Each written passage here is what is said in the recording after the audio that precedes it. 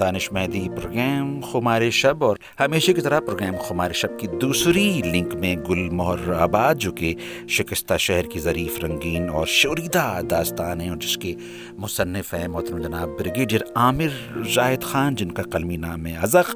آج ہم صفحہ نمبر 31 پر ہیں اور عنوان ہے مخ۔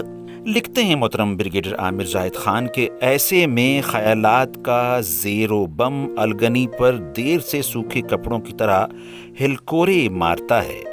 ٹھنڈی نمی اور اچھی بچت آفر والے خریدنے میں مہنگے اور استعمال میں سستے ڈٹرجنٹ کی تازہ لیموں والی مہک کے ساتھ ہلکے ہلکے ہلکورے۔ یہ ہلکورے کسی تلاطم کے بغیر اور دل موہ لینے والے ہیں۔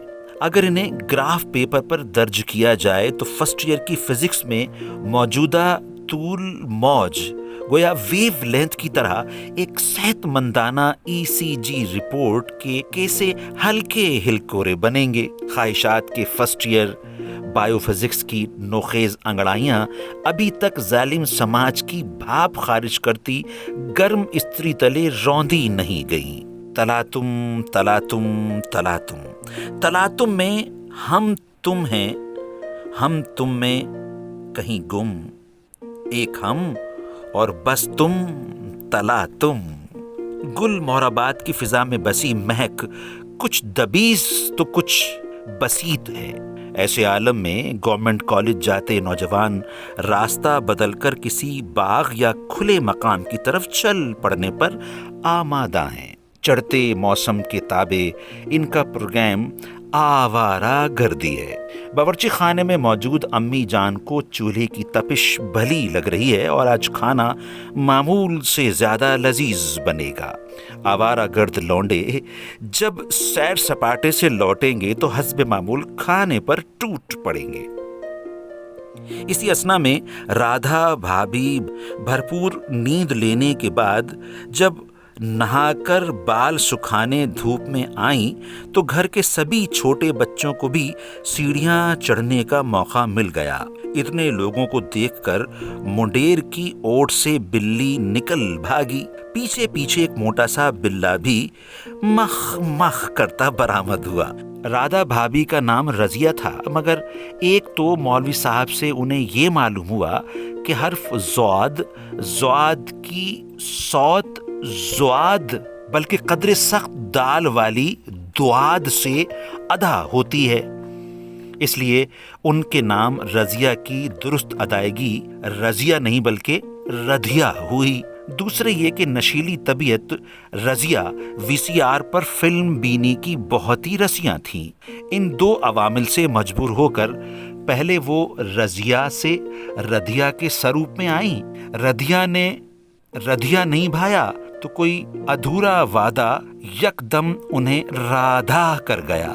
رادھا کا یہ دعویٰ جلد ہی ان کے عرف نک کے طور پر خاص و عام میں مقبول ہو گیا، اور یوں سب کے دل میں گھر کی ہوئی رضیہ اپنی عرفیت رادھا بن کے براجمان ہوئی۔ اب آس پاس رادھا کا ڈنکا بجتا ہے۔ رضیہ عرف رادھا دوسرے شہر سے بیاہ کر آئی تھیں، لیکن نووارد ہونے کے باوجود سسرال سے زیادہ سسرالی محلے میں گھل مل گئیں۔ نمکین، حسین اور نیند کی پکی بھابھی شائستہ طبیعت کی مالکہ اور دھیما بولتی تھیں جیسے سرگوشیاں کر رہی ہوں۔ اکثر بات چیت کے عین درمیانی مرحلے میں سننے والے کان کو اپنا کان آگے جھکا کر سننا پڑتا تھا۔ رادھا بھابھی کی بلند اخلاقیت بھی دلوں کو بھا جایا کرتی، چنانچہ آس پڑوس جلد ہی ان کا گرویدہ ہو گیا۔ یوں لگتا ہی نہ تھا کہ وہ نووارد بیاہ کر آئی ہیں۔ ان سے متاثرہ ہونے والوں میں سبھی شامل ہیں۔ گرویدہ گروپ میں چند رضاکار تو باقاعدہ لٹو ہو گئے۔ ایسا ہوا کرتا ہے۔